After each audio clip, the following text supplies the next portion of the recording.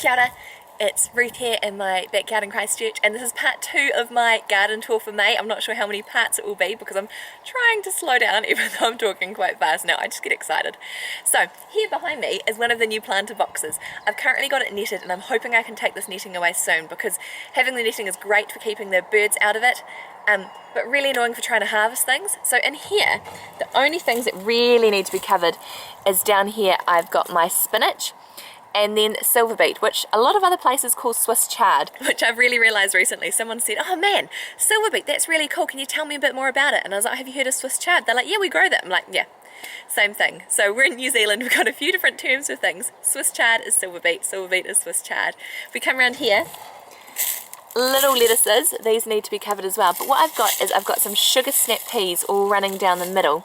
Just like my broad beans, I've really seen that the sugar snap peas I've loved because I've pretty much just been able to watch them grow and grow and grow.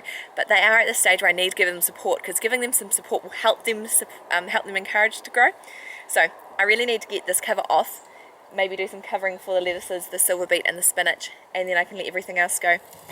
Around here we've got some kale because I do enjoy kale. We have got some kohlrabi. We've got a line of little carrots that are coming up, and then some tatsoi.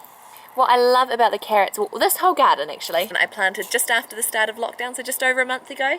Some of them have already grown from seed that had started just before lockdown. Some things, especially like the carrots, they were only put in, yeah, at lockdown, so it's really great seeing things pop up so quickly.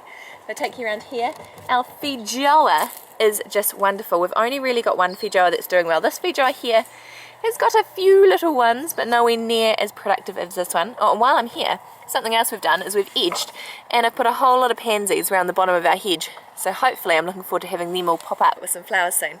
But this feijoa is doing great. It's supplying us pretty well. I would definitely like to plant some more feijoa trees.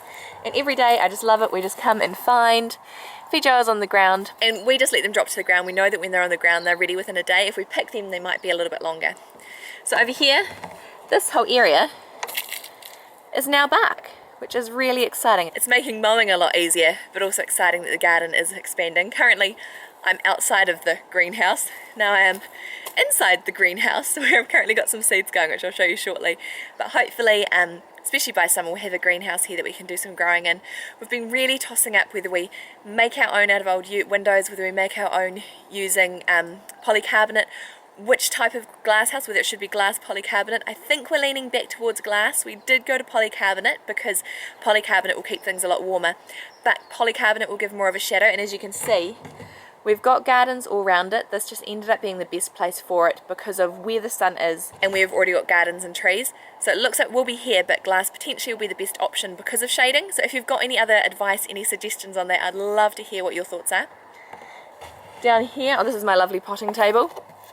Here is the other planter box, and I put this one in about a week before that second one that I showed you. As you can see, we've got a whole lot of carrots up. This one I've got 1, 2, 4 lines of carrots, and then at the end of each box I've got our beetroot as well, which is going really well. And you can see even with this netting, because it can move, the birds are getting these lettuces, which is annoying.